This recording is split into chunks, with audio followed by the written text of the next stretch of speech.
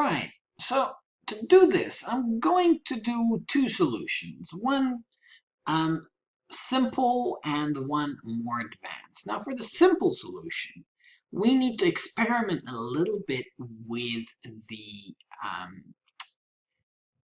coordinate system. So every time you hover your mouse, these coordinates are being read in this button, this button. Just keep your eyes here as I move the mouse.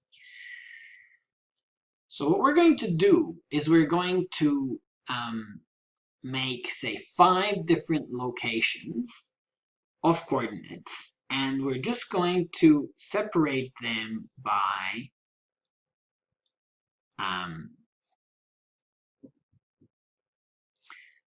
a second. So we're going to make this block repeat itself a number of times. So go somewhere, hide. So we're going to start with show, go somewhere, wait a second, hide. And I would say that he should stay hidden for a second. So control would be 1 second. So if you put together these 4 blocks, they're going to be able to repeat themselves in as many times as you wish. So we're going to just switch the coordinates up, and we're going to test this first of all. So if I click on this, it should disappear for a second and reappear in the same spot. Well, it'll reappear when we click that. So it'll reappear, disappear. So if I right-click this and say duplicate, oh, now we duplicated everything. So we have 4 locations. Hopefully this is going to work. So all you need to do is just enter, different things here.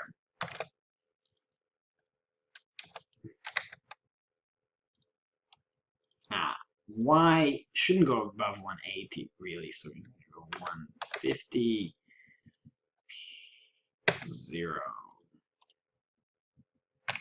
33, 33. So now we have 4 locations, and if I click on this, he'll show up, disappear, show up somewhere else, disappear, show up there, disappear, show up there, disappear. And then that's done. And we can keep this going on using a forever loop, and we'll just have our little scratch cat coming in and out of existence in different places. So this is like a hide and seek program. And to build it up, you should be able to like click on the cat, and if you manage to click on him, then you win points. Now, let's do the more advanced version. So rather than have all of these, we're going to try to do just one. And instead of each of these here, I'm just going to go inside this and just put a block that says pick random. And we know that the x coordinates go from minus 240 to 240, but I'm just going to go minus 220 to 220. And in here, I'm going to go minus 140 to 140. Now this piece of code is going to get our cat to hide in a completely different place every time, and it'll be executed forever.